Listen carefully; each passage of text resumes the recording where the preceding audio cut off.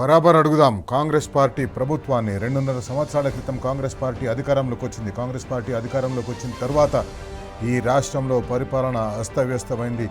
ఏ పేద ప్రజల సంక్షేమం కోసమైతే, ఏ బడుగు బలహీన వర్గాల ప్రజల సంక్షేమం కోసమైతే ఒక్కొక్క పథకాన్ని తీసుకొచ్చిండ్రో, ఎవరు అడగకపోయినా రైతులకు పెట్టుబడి సాయం కోసం రైతు బంధు తీసుకొచ్చిండ్రు. ఎకరానికి 5,000 చొప్పున 2 పంటలకు సంవత్సరానికి 10,000 రూపాయలు ఇచ్చేది.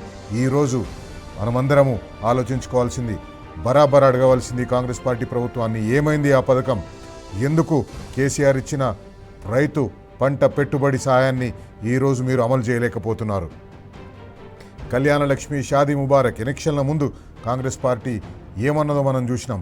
ఏ సంక్షేమ తెలంగాణనైతే బీఆర్ఎస్ పార్టీ కోరుకుందో, ఏ సంక్షేమ తెలంగాణ అయితే కేసీఆర్ గారు కోరుకున్నారో, ఏ సంక్షేమ తెలంగాణ అయితే 10 సంవత్సరాలుగా ఉందో ఆ సంక్షేమ తెలంగాణలో 1,00,000 రూపాయలతో పాటు తులం బంగారం ఇస్తామన్నది ఈరోజు 1,00,000 రూపాయలు.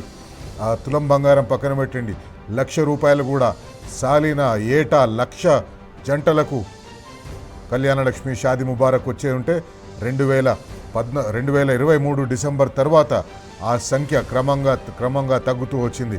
ఈరోజు గత ఆర్థిక సంవత్సరం చూసుకుంటే ఈ సంఖ్య కేవలం 24-25 వేల జంటలకు మాత్రమే 1,00,000 రూపాయల ఆర్థిక సాయం వచ్చింది. కొత్తగా పెళ్లి చేసుకున్న బడుగు బలహీన వర్గాలు, పేద మైనారిటీ వర్గాల జంటలు మర్చిపోయినాయి ఆ పథకాన్ని. అట్లాంటి పథకం ఒక్కొక్కటి ఉంది అనేది మర్చిపోయింది. పేదలకు ఇంటింటికి నల్లా నీళ్ళు ఇవ్వాలని, బిందెలు పట్టుకొని రోడ్ల మీద ధర్నా చేయకుండా, బిందెలు పట్టుకొని కిలోమీటర్లు నడుచుకుంటూ పోయి మంచినీళ్ళ కోసం తపన పడకుండా ఉండేటట్టుగా కేసీఆర్ గారు ఇంటింటికి నల్లా పథకం తీసుకొచ్చిండ్రు. కానీ ఆ నల్లా పథకాన్ని నీరుగార్చిండ్రు. ఇది ఈరోజు తెలంగాణలో కాంగ్రెస్ పార్టీ పరిపాలన ఈ రకంగా ఉంది. సంక్షేమ పథకాలు ఖతమైపోయినాయి. అవ్వాతాతలకు పెన్షన్ 2,000 రూపాయల నుంచి 4,000 చేస్తామన్నారు. కానీ ఈరోజు ఇప్పటి వరకు ఆ పథకానికి సంబంధించి చాలామంది లబ్ధిదారులని పక్కకు తీసేసిండ్రు. చాలామంది లబ్ధిదారులు తగ్గిపోయినరు. కానీ ఈరోజు ఆ పథకాన్ని అమలు చేసే పరిస్థితి లేదు. రేపు 2వ తేదీ నుంచి ఇంకో 2 లక్షల కొత్త పెన్షన్లు ఇస్తామంటున్నారు. మరి ఆ 2 లక్షల కొత్త పెన్షన్లు మీరు వాగ్దానం చేసినట్టుగా నెలకు 4,000 రూపాయల చొప్పున ఇస్తారా, లేదా ఇంతకుముందు బీఆర్ఎస్ పార్టీ ఇచ్చినట్టుగానే 2,000 చొప్పున ఇస్తారా? బరాబర్ అడుగుదాం. ఈరోజు మనతో పుట్ట విష్ణువర్ధన్ రెడ్డి, బీఆర్ఎస్ పార్టీ అధికార ప్రతినిధి మనతో ఉన్నారు. విష్ణువర్ధన్ రెడ్డి గారు, రేపు తెలంగాణ ఆవిర్భావ దినోత్సవం ఈ రోజుతోటి, ఈ సాయంత్రంతో లేదా అర్ధరాత్రితోటి 12 సంవత్సరాలు అయిపోయింది. 13 సంవత్సరంలోకి అడుగు పెడుతున్నాం. కాంగ్రెస్ పార్టీ 2.5 సంవత్సరాలుగా వచ్చింది. తెలంగాణ రాష్ట్రం దేనికోసమైతే ఉద్యమం చేసినామో ఆ ఉద్యమ ఫలితాలు ఇప్పుడు మీకు కనిపిస్తున్నాయా? ఇప్పుడు గత 10 సంవత్సరాల పక్కన పాలనను ఒక పక్క పెట్టి చూడండి, 2.5 సంవత్సరాల పాలన ఒక పక్క పెట్టి చూడండి. ముందుగా థ్యాంక్ యూ శైలేష్ గారు. అదేవిధంగా టీ న్యూస్ ప్రేక్షకులకు, యావత్ తెలంగాణ ప్రజలకు 13వ తెలంగాణ దినోత్సవ ఆవిర్భావ శుభాకాంక్షలు తెలియజేస్తూ, ముఖ్యంగా ఈరోజు అంటే 2.5 సంవత్సరాలు గడిచిపోయింది. కాంగ్రెస్ పార్టీకి ఇచ్చిన 60 నెలల సమయంలో 30 నెలలు గడిచిపోయినాయి. 30 నెలలు అయిపోయింది. ఏం జరిగింది ఈ 30 నెలల్లో అని చూస్తే ప్రేక్షకులకు గుర్తు చేయాల్సినటువంటి అవసరం ఉన్నది ఒకటి. ఆనాడు ఎన్నికలకు ముందు ఇదే బట్టి విక్రమార్క గారు ఏం మాట్లాడారు? ఈరోజు వారు ఆర్థిక మంత్రిగా ఉన్నారు కాబట్టి వారు హామీలు 100 రోజుల్లో, నేను అనేది ఇప్పుడు 2.5 సంవత్సరాల గురించి తర్వాత మాట్లాడుతున్నాను. 100 రోజుల్లో ఎట్లా నెరవేరుస్తామన్నది తెలంగాణ ప్రజలకి ఇవన్నీ మాటికి గుర్తు చేయాల్సినటువంటి అవసరం ఉంది. నమ్మించి మోసం చేసిర్రు. మీ ఇంటికి తీసుకొని వచ్చి మీ ఇంట్లో వివరాలు రాసుకొని కార్డు మీ ఇంట్లో ఇచ్చి రావటం జరుగుతుంది. ప్రతి ఇంటికి ప్రతి కాంగ్రెస్ కార్యకర్త వచ్చి ఈ కార్డు ఇస్తాడు. దయచేసి నేను ప్రజలందరికీ విజ్ఞప్తి చేసేది ఏంటంటే, ఈ కార్డు చాలా అత్యంత విలువైనది. ఈ గ్యారంటీ కార్డుని అత్యంత భద్రంగా భద్రపరచుకోండి. 3 నెలలు జాగ్రత్తగా దీన్ని కాపాడుకోండి.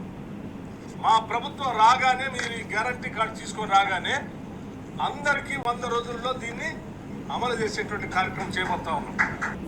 మీ ఇంటికి తీసుకొని వచ్చి అంటే వారు ఎంత అబద్ధాన్ని ఎంత అందంగా చెప్పొచ్చు అనే దానికి బట్టి విక్రమార్క గారు, అదేవిధంగా రేవంత్ రెడ్డి గారు, మేము అమలు చేస్తాం 5 సంవత్సరాలలో అని అనలే. మీరు ఇంట్లో పెట్టుకోండి, ప్రభుత్వం రాగానే 100 రోజుల్లో ఇందులో ఉన్నటువంటి ప్రతి గ్యారంటీ అమలు చేస్తాం, మాది బాధ్యత. అయితే చాలా మంది ప్రజలకు అనుమానాలు వచ్చినాయి. వీళ్ళు చాంతాడన్ని అబద్ధాలు చెప్తున్నారు. 6 గ్యారంటీలే కాదు 420 హామీలు అన్నారు. ప్రతి ఒక్క వర్గానికి ఒక డిక్లరేషన్, ఎస్సీ ఎస్టీ డిక్లరేషన్ అన్నారు, బీసీ డిక్లరేషన్ అన్నారు, రైతు డిక్లరేషన్, యువజన డిక్లరేషన్, విద్యార్థుల డిక్లరేషన్, ఇవన్నీ చెప్తున్నారు కదా. అసలు ఈ 420 హామీలు గ్యారంటీలు డిక్లరేషన్లు ఎట్లా అమలు చేస్తారు అని చెప్పి ఒక కాన్క్లేవ్లో ఇదే బట్టి విక్రమార్క గారిని ఒక యువకుడు ప్రశ్నించాడు, సాధారణ యువకుడు. అది కూడా వీరి సమాధానం ఒకసారి వినాలి. మీరు రాష్ట్ర ప్రజల కోసం రకరకాల హామీలు ఇచ్చారు, కానీ ఆ హామీలు నెరవేర్చడానికి అయ్యే ఖర్చు ఇప్పుడు రాష్ట్ర ఆదాయం కన్నా 3 ఉంది. అది రాష్ట్ర పబ్లిక్ కి తెలుసు ఇలా హామీలు అబద్ధాలు మీద, రాష్ట్ర అప్పు మీద భారం పడుతుంది. అంటే ఏ యువత కోసం మీరు ఇన్ని హామీలు ఇచ్చారో చివరికి వారి మీద భారం పడుతుంది కదా. మీరు దీన్ని ఎలా సాల్వ్ చేద్దాం అనుకుంటున్నారు? ముందు ప్రజలకు మేలు చేయాలనేటువంటి సంకల్పం చాలా ముఖ్యమైనది. 2 ఆదాయాలను సమకూర్చుకోవటంలో అపారమైనటువంటి అనుభవం ఉన్నటువంటి కాంగ్రెస్ పార్టీకి 120 సంవత్సరాల అనుభవం ఉంది కాంగ్రెస్ పార్టీ. అసలు సమస్య కాదు. తీసుకొచ్చినటువంటి 5 లక్షల కోట్ల అప్పులో ఈ కాళేశ్వరం మీద ఖర్చు పెట్టినటువంటి ఆ 80,000 కోట్ల 1,00,000 కోట్ల మధ్యలో ఉన్నటువంటి సంపద ఇప్పుడు అది అవసరం లేదు రేపొద్దున భవిష్యత్తు. 50,000 కోట్ల రూపాయల పేరు మీద మీరు మిషన్ భగీరథ కోసం ఖర్చు పెట్టినటువంటి ఖర్చు కూడా ఇప్పుడు రాబోయే కాంగ్రెస్ ప్రభుత్వాలకి అవసరం లేదు. ఇటువంటి వాటన్నింటినీ వాళ్ళు మాట్లాడిన మాటలు అనేకం ఉన్నాయి ఇట్లాంటివి. కానీ ఈరోజు వాళ్ళు మాట్లాడిన మాటలకు ఈరోజు తెలంగాణ ప్రజలు అనుభవిస్తున్నారు. తెలంగాణ ప్రజలకు రావాల్సిన పథకాలు వస్తలేవు. తెలంగాణ ఆర్థిక పరిస్థితి ఘోరంగా తయారైంది. తెలంగాణ రాష్ట్రం ఏర్పడ్డ తర్వాత, బీఆర్ఎస్ పార్టీ అధికారంలోకి వచ్చిన తర్వాత, కేసీఆర్ గారు ముఖ్యమంత్రి అయిన తర్వాత తెలంగాణ రాష్ట్రాన్ని ఒక్కొక్క మెట్టు అభివృద్ధి చేసుకుంటూ వచ్చినారు. తెలంగాణ రాష్ట్రంలో 10 సంవత్సరాల అధికారంలో ఉన్న తర్వాత, కాంగ్రెస్ పార్టీ అధికారంలోకి వచ్చిన తర్వాత 90% పూర్తయిన పనులను ఏ పనులను కూడా పూర్తి చేయలేకపోతున్నారు. అప్పులు తీసుకొస్తున్నారు. దాదాపు 4 లక్షల కోట్ల రూపాయల అప్పు ఇప్పటివరకు తీసుకొచ్చింది, కానీ ఏ ఒక్క చెప్పుకోదగ్గ పని జరగలేదు. విష్ణు గారు, ఈ అప్పుల విషయంలో అనేక సందర్భాల్లో ఆరోపణలు చేస్తూ వచ్చిన బీఆర్ఎస్ పార్టీ చాలా అప్పులు చేసిందని చెప్పి, తర్వాత ఇప్పుడు కూడా ఆ అప్పులు కాంగ్రెస్ పార్టీ చేస్తూనే ఉంది. ఏంది అప్పుల పరిస్థితి ఏంది? ఎందుకు రాష్ట్రం అప్పు చేయింది రోజు గడవని పరిస్థితికి వచ్చింది? యాక్చువల్గా కాంగ్రెస్ బీజేపీ రెండు కలిసి బీఆర్ఎస్ పార్టీ మీద, కేసీఆర్ గారి మీద బురద జల్లే ప్రయత్నం చేసేది ఎన్నికలకు ముందు మనం అందరం చూసినాం. నోటికి ఎంత వస్తుందంత, ఒక 5 లక్షల కోట్లని, ఒక 6 అని, ఒక 7 అని, ఒక 8 అని, ప్రభుత్వం వచ్చినాక కూడా వాళ్ళు 10 కోట్లని ప్రెస్ మీట్ పెట్టి, అంటే అడ్డగోలుగా నోటికి వచ్చిన మాట మాట్లాడారు. నంబర్లన్నీ వచ్చిన తర్వాత కూడా అట్లే మాట్లాడారు. అయితే అధికారికంగా ఇక్కడ అడిగింది, ఇది లోక్సభలో అడిగినటువంటి ప్రశ్న 11th August 2025 Lok Sabha unstarred question number 3679. అడిగింది ఎవరు? మాధవనేని రఘునందన్ రావు గారు, బీజేపీ ఎంపీ ఫ్రమ్ మెదక్. వారు ఏమడిగినారు లోక్సభలో? Will the minister of finance be please to state whether the government can provide a detailed breakdown of Telangana state debts for each financial year since 2014. 2014 నుంచి ఎంత అప్పు చేసింది తెలంగాణ ప్రభుత్వం 2024 వరకు కేసీఆర్ గారి ప్రభుత్వంలో అంటే క్లియర్గా ఇక్కడ టేబుల్ ఇచ్చింది. పార్లమెంట్లో అధికారికంగా ఇచ్చినటువంటి లెక్క ఈ టేబుల్లో అప్పు ఎంత చేసింది కేసీఆర్ ప్రభుత్వం అంటే కేవలం 3,50,000 కోట్లు. ఈ 3,50,000 కోట్లు కూడా ప్రతి సంవత్సరం ఏ సంవత్సరంలో ఎంత అంటే తెలంగాణ ఏర్పడ్డ నాడు మనకు ఆల్రెడీ నెత్తి మీద గత కాంగ్రెస్ ప్రభుత్వం 70,000 కోట్లు అప్పు పెట్టి పోయింది. దాని తర్వాత 3,50,000 కోట్లు అంటే ఆ 70,000 కోట్లు ఆ రోజు తీసేస్తే కేసీఆర్ ప్రభుత్వం నెట్ నికరంగా చేసిన అప్పు 2,80,000 కోట్లు. అయితే ఈ 2,80,000 కోట్లలో ఏం జరిగింది గత కేసీఆర్ ప్రభుత్వంలో అంటే చెప్పుకుంటూ పోతే తెల్లారుతుంది నాకు. అంటే తలసరి ఆదాయంలో లక్ష రూపాయల నుంచి 3,80,000 పెరిగింది Telangana.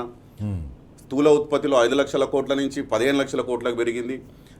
Per capital consumption of power యూటిలైజేషన్లో నంబర్ 1 స్టేట్గా 1,100 యూనిట్ల నుంచి 2,300 యూనిట్లకు పెరిగింది. వ్యవసాయ రంగం చూసుకుంటే సాగుకు పనికొచ్చే యోగ్యమైన భూమి కేవలం తెలంగాణ ఏర్పడినాడు 1,38,00,000 ఎకరాలు ఉంటే కేసీఆర్ ప్రభుత్వం దిగిపోయిన నాటికి అది 2,68,00,000 ఖర్చు చేసిన అప్పులు చేసినా కూడా ఉత్పాదక రంగంలో పెట్టిన రూపాయి ప్రతి రూపాయి ఉత్పాదక రంగంలో పెట్టిరు. ఆ రూపాయితో ఇంకో 2 రూపాయల సంపద సృష్టించారు. అంటే చేసిన అప్పు గత కేసీఆర్ ప్రభుత్వంలో 3,50,000 కోట్లు ఉంటే దాని మీద సృష్టించిన సంపద 50 లక్షల కోట్లు, దాదాపు 12 రేట్ల సంపద గత ప్రభుత్వంలో సృష్టించారు. దానికి కాంట్రాస్ట్గా ఈరోజు రేవంత్ రెడ్డి గారి ప్రభుత్వం ఆల్రెడీ 4 లక్షల కోట్లు అప్పు చేసింది.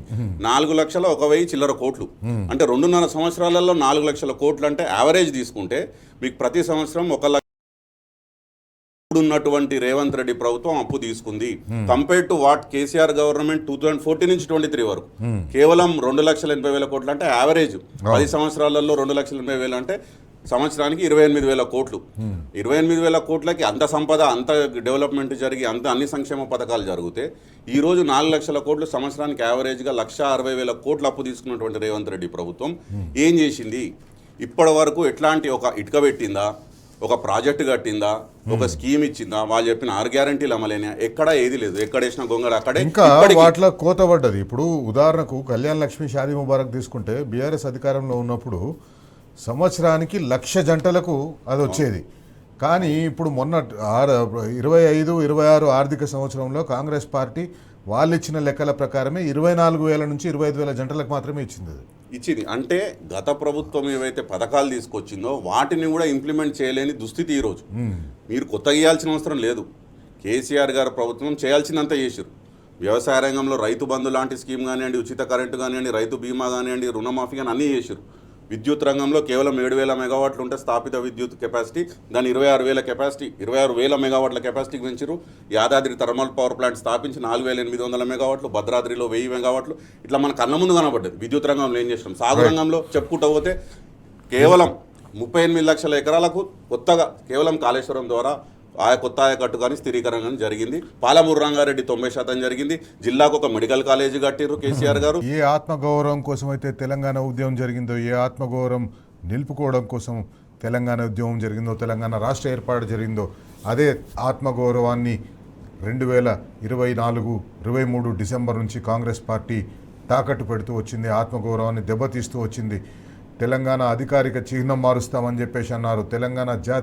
తెలంగాణ గీతాన్ని మార్చేసిండ్రు, తెలంగాణ తల్లిని మార్చేసిండ్రు, తెలంగాణ తల్లిలో ఉన్న బతుకమ్మని తీసేసిండ్రు. విష్ణు గారు, ఏ రకంగా 2023 డిసెంబర్ నుంచి తెలంగాణ ఆత్మగౌరవానికి దెబ్బ తగులుతూ వస్తుంది? దురదృష్టం ఏంటంటే ఈరోజు తెలంగాణ ముఖ్యమంత్రి ఉన్నటువంటి రేవంత్ రెడ్డి గారు గతంలో కూడా వారు ఏనాడు కూడా జై తెలంగాణ అన్న పాపన పోలే. తెలంగాణ ఉద్యమం ఉవ్వెత్తున లేచి 14 సంవత్సరాలు సుదీర్ఘ పోరాటం జరుగుతున్నా కానీ రేవంత్ రెడ్డి గారి నోట ఒకసారి కూడా తెలంగాణ పదం రాలేదు. రాకపోగా ఎవరైతే ఉద్యమకారులు ఉద్యమం చేస్తున్నారో వాళ్ళ మీదకి రైఫిల్ పట్టుకొని తుపాకులు పట్టుకొని బెదిరేనికి పోయినటువంటి వ్యక్తి, అట్లాంటి వ్యక్తి చేతిలో ఈరోజు తెలంగాణ రాష్ట్రం బందీ అయింది. ఆయన మనసులో ఉన్నది బయటికి కనబడుతూనే ఉంది. మీరు చెప్పినట్టు తెలంగాణ తల్లి చేతిలో బతుకమ్మని తీసేయడం కానివ్వండి, తెలంగాణ మన అధికారిక చిహ్నంలో కాకతీయ కళాతోరణం తీసే ప్రయత్నం కానివ్వండి, అంటే ఇట్లా అనేక పర్యాయాలు తెలంగాణ గీతాన్ని మార్చడం కానివ్వండి, ఇట్లా చూస్తా పోతే ఏదో ఒక అంటే బిహైండ్ ద సీన్ మనసులో ఉన్నది ఎక్కడొక్కడ బయటపడుతుంది. ఇంకా దురదృష్టం ఏంటంటే ఇటీవల నిన్న మనం చూస్తున్నాం, తెలంగాణ ఏర్పడ్డందుకు నేను 11 రోజులు అన్నం కూడా తినలేదు అని బాధపడ్డా అని చెప్పినటువంటి వ్యక్తి పక్క రాష్ట్రంలో అధికారంలో ఉన్నటువంటి పార్టీల అధ్యక్షులు రేపు వచ్చి తెలంగాణలో సభ పెడతామంటారు. తెలంగాణ రాష్ట్ర అధ్యక్షుడు ఉన్నటువంటి వ్యక్తి పక్క రాష్ట్రంలో అధికారంలో ఉన్నటువంటి పార్టీ అధ్యక్షుడు తెలంగాణలో ఆయన అసలు తెలంగాణ అనే ప్రథమే డిక్షనరీలో లేదు అని మాట్లాడతాడు. అదే పక్క రాష్ట్రంలో ఉన్నటువంటి అధికారంలో ఉన్నటువంటి జాతీయ పార్టీ వాళ్ళ ప్రధానమంత్రి నిండు పార్లమెంట్లో ఎన్నోసార్లు విషంగా ఎక్కిరిచ్చిర్రు, తల్లిని చంపి బిడ్డను వేరు చేసిర్రు, తెలంగాణ ఇట్లయింది అట్లయిందని. ఇక్కడ ఉన్నటువంటి ముఖ్యమంత్రి సోయిలేని ముఖ్యమంత్రి, తెలంగాణ అస్తిత్వం పట్ల ఏమీ తెలియని ముఖ్యమంత్రి. మనం గతంలో కూడా చూసినాం మన ప్రయోజనాలను ఏవైతే నిధులు నీళ్లు నియామకాల కోసం కొట్లాడి యువకులు కానీ మేధావులు కానీ అందరూ అంటే ఒకటే తెలంగాణ కోసం కొట్లాడినామో ఆ నీళ్ళని ఈరోజు బంకచెర్ల ప్రాజెక్టు ద్వారా గోదావరి నీళ్ళని తెలంగాణ నీళ్ళని పక్క రాష్ట్రానికి తరలించే ప్రయత్నం, కేఆర్ఎంబీ ప్రాజెక్టు అంటే కృష్ణానది మీద ఉన్నటువంటి ప్రాజెక్టులన్నీ కేఆర్ఎంబీకి అప్పచెప్తామని ఒప్పుకొని రావడం ఢిల్లీకి పోయి, ఇవన్నీ చూస్తుంటే తెలంగాణ దేనికోసం అయితే కొట్లాడుకున్నామో మన వనరులు మనం కాపాడుకోవాలి, మన హక్కు మనకు ఉండాలి, అన్నిటికన్నా ముఖ్యమైనది ఆత్మగౌరవంతో బతకాలి. ఈ ఆత్మగౌరవాన్ని ఈరోజు దెబ్బతీసే ప్రయత్నం పక్క రాష్ట్రాల నుంచి వేరే పొలిటికల్ పార్టీకి చేస్తుంది. దానికి ఊతమిస్తూ ఇక్కడ ఉన్నటువంటి ముఖ్యమంత్రి కానీ వారి ప్రభుత్వం కానీ పెద్ద ఎత్తున వాళ్ళకి సపోర్ట్ చేస్తుంది. కాకపోతే పదే గత 79 సంవత్సరాల మనకు స్వాతంత్రం వచ్చినప్పటి నుంచి ఈనాటి వరకు ఏనాడైతే తెలంగాణ అస్తిత్వం మీద దాడులు జరుగుతాయో తెలంగాణ యావత్తు తెలంగాణ ఒకటైతుంది. వీళ్ళు చేసే హేళనకు, వీళ్ళు చేసే ఈ అగౌరవపరిచే విషయాన్ని తెలంగాణ అస్తిత్వాన్ని చిన్నగా చేసి చూపించే ప్రయత్నాన్ని డెఫినెట్గా ప్రతి తెలంగాణ వ్యక్తి అందరం కలిసి కదం తొక్కుతారు. వీటిని పొలిమేరలు దాటే వరకు తరిమి మాత్రం కొడతారు తెలంగాణ ప్రజలు పక్క. థ్యాంక్ యూ విష్ణు గారు ఈరోజు మాతో చర్చలో పాల్గొన్నందుకు. ఇది వాటి బరాబర్ అడుగుదాం రేపు మరో ముఖ్యమైన అంశంతో మళ్ళీ కలుసుకుందాం. అంతవరకు సెలవు. నమస్తే. జై Telangana. Stay tune to T news. T news ప్రేక్షకులకందరికీ తెలంగాణ ఆవిర్భావ దినోత్సవ శుభాకాంక్షలు.